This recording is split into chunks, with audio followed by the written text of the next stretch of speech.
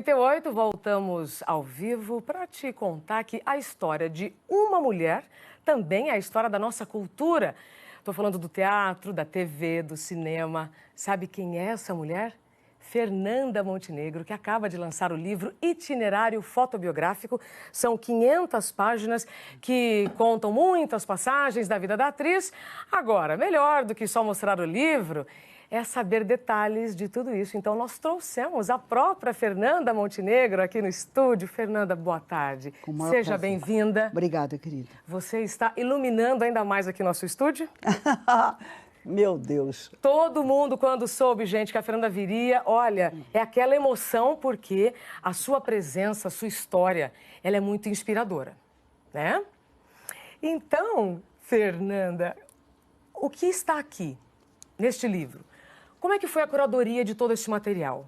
São quase 75 anos de história, né? São 75 anos de vida pública. Tudo isso estava guardado, isso é o que sobrou desses 75 anos em rádio, em televisão, muito teatro, a minha base, e cinema. E aí, tudo começou há 8 anos, com o SESC aqui de São Paulo, na pessoa do professor Danilo Miranda, que vem fazendo uma série de livros sobre personalidades do teatro, e coube a mim ser, no campo da atuação, a atriz, não é? Como pode ser amanhã um ator, mas gentilmente o SESC, o professor Danilo começou com uma senhora, né? Aí, faz, não faz, 4 anos, então, nós perdemos ou achamos em cima desse livro aqui. Então, foram 4 anos de pesquisa, de disposição de todo um grupo de trabalho. E aí, entendeu? Então, 4 anos de dedicação, né, da Fernanda para separar as fotos do seu arquivo pessoal estão aqui no livro. E tem comentários, não só seus, mas também de pessoas que conviveram. Aí tem a lista de prêmios, enfim, de comendas, sabe? É impressionante, porque nem eu me lembrava que tinha tudo isso. Olha que interessante. Não, mas é verdade, porque ainda trabalho muito. Então, não tem, assim, essa coisa de dar um tempo. Não tem tempo. Eu ligo, assim, pela vida fora, faço, às vezes, 3 movimentos nas diversas zonas onde a gente possa interpretar alguma coisa, ou interpretar até muita coisa. Claro, eu quero falar sobre isso, inclusive sobre esse tempo de carreira, né, e tudo que você tem feito. Mas antes, eu quero mostrar como é que foi o lançamento do livro ontem. Vamos dar uma olhada. Sim. O teatro que atrai. Toda essa gente esperava por Fernanda. A pessoa chegar numa idade que ela chega, nossa, eu fico pensando, né? Se todo mundo chegar numa idade vibrando, trabalhando, né? E quando ela chegou ao palco... Eu tinha 21 anos de idade. Ela falou, você é o diretor do espetáculo infantil? Eu falei, sim, sou. Ela disse, eu vou fazer o espetáculo da noite.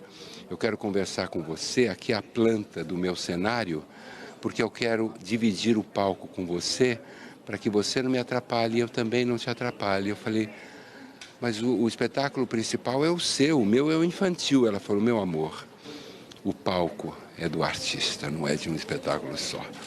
E essa foi a maior lição que eu tive em toda a minha vida. Ao lado da filha, Fernanda Torres, ela dividiu uma vida de preciosas memórias. E quando saímos daqui, saímos levando assim, uma fome de realização, principalmente do autor brasileiro. Depois de ouvir tantas histórias, momentos marcantes da dramaturgia brasileira, é claro que todo mundo queria chegar perto dela. Fernanda Montenegro está ali, ó, autografando o livro. Ela é uma pessoa comum, é uma filha de operários do subúrbio do Rio de Janeiro, que chega a esse estrelato que ela tem de uma maneira absolutamente normal, sem forçar nada, sem desrespeitar ninguém, sem se valorizar acima dos outros. Então, para mim, é realmente o que marca a Fernanda.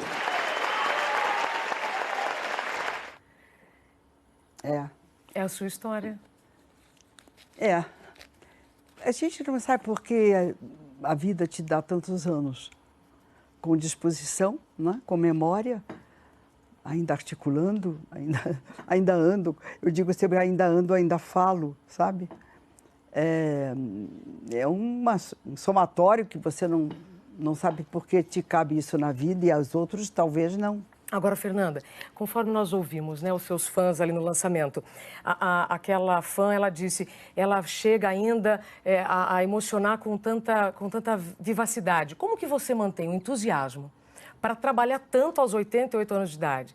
Né? Como o outro fã também disse, né, uma filha de operários, você é uma operária da arte desde os 15 anos profissionalmente. Aprendi isso em casa, né? Meu pai era um oficiante, era um homem de artesão. Compreende? Um artista, assim, espontâneo. O respeito ao fazer, né? O respeito ao conseguir terminar a coisa mais simples do mundo, se você se propuser a fazer. Fernanda, nós estamos vendo algumas imagens suas do cinema. Ah, sim. Tá? Nesses 75 anos de carreira, algumas pessoas não sabem, né, que a sua voz marcante começou a ser trabalhada profissionalmente aos 15 anos. Eu fui para a rádio, porque a rádio era, assim, a coisa que entrava na nossa casa. Na época era uma rádio, como é até hoje, uma rádio do Ministério da Educação e Cultura, na época. Eu sou de uma origem, de um lado de minha mãe, italianos, gostavam de ópera, de canção, de cançonetas, se ouvia muito.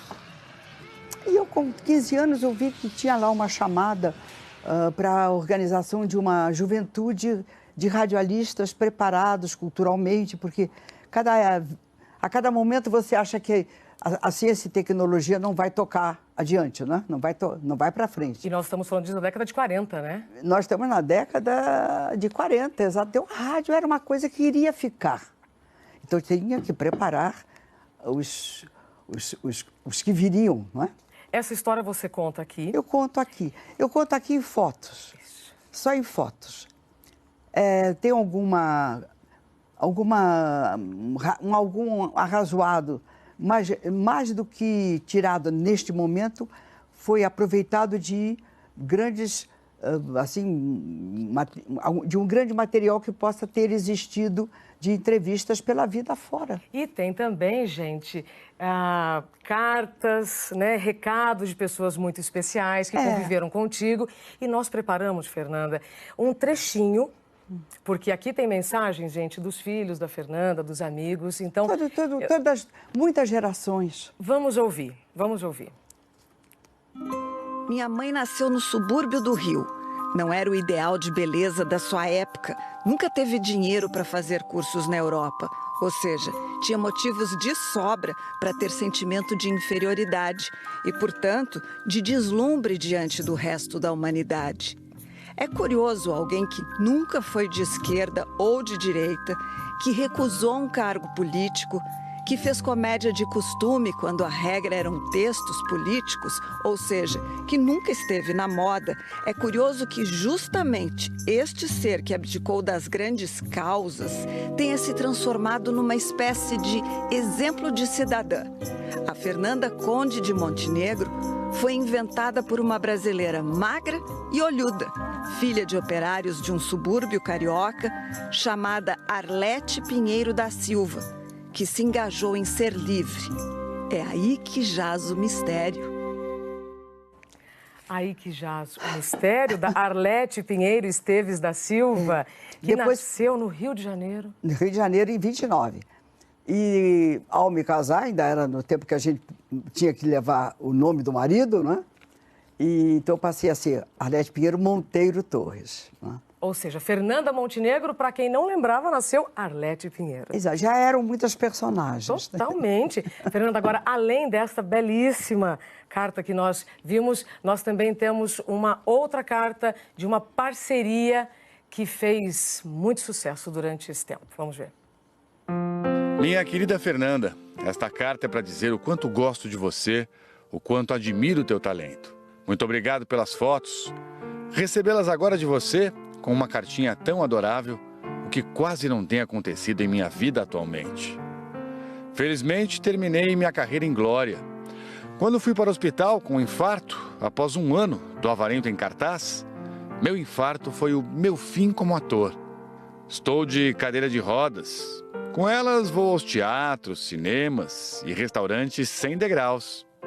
Nunca me abri como neste momento.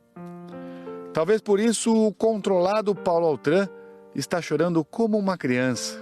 Isso até está me fazendo bem. Um beijo muito carinhoso para você, do colega e amigo que te ama. Paulo Autran.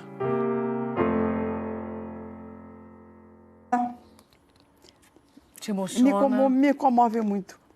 Porque com a morte do Paulo, a nossa geração parou. A nossa modalidade de vida em teatro, a nossa cultura teatral, a nossa forma de sobrevivência, geralmente o ator se autoempresando, a atriz se autoempresando, isso vem desde João Caetano. Então, quase 200 anos de uma modalidade de você levar o teatro do Brasil, sempre através do ator, através de uma atriz que vai lá, pega a sua vida, põe num banco, pega esse dinheiro. Plateias que vieram pelos anos afora, não é? Um trabalho aceito, e quando refugado você ia lá no banco, se endividava, fazia outro espetáculo. É um ofício. Era um ofício. Eu acho que com a morte do Paulo, aliás, eu falei isso na carta que eu mandei para ele, quando eu soube que ele ia parar. Né? E, querido, é uma geração que todos nós, um dia, a gente tem que ir. Né? Fernanda, você aqui no livro, você diz sobre a arte de ensinar, que isso te deixa muito feliz, muito entusiasmada. Nós já estamos encerrando a nossa entrevista, então eu gostaria que você deixasse uma mensagem para quem te admira, como profissional, como mulher, quem quer ser atriz. O seu último recado, em 30 segundos, o que Fernanda Montenegro pode nos deixar agora? Eu vou falar porque tem o teatro na alma. Tem mesmo. É uma vida difícil, uma vida desprestigiada. Se você dá certo, tudo bem. Se você ficar pela periferia, acho que você devia ter feito outra coisa na vida, compreende? Então, acho que você deve se perguntar se é isso mesmo que você quer. Se você, eu digo que deve ir adiante, deve talvez até desistir, mas se adoecer, se ficar para morrer, aí volta. Porque é desconfortável, embora seja a razão de ser de todas as gerações que vêm pelos séculos afora no teatro. Fernanda, muito obrigada. Muito obrigada. Mais histórias, mais conversas aqui no livro. Você hoje pode, então, ir lá na Bienal, onde ela estará lançando esse belíssimo trabalho com essa história. Às 16 horas. 16 horas. Sim, e no dia 17 estamos em Santos, também lançando o nosso livro e fazendo 2 espetáculos com leitura do Nelson Rodrigues. Maravilha. Mais informações lá no G1. Se você quiser rever a nossa conversa e todas as outras reportagens, lá no Globoplay. Até mais. Muito obrigada.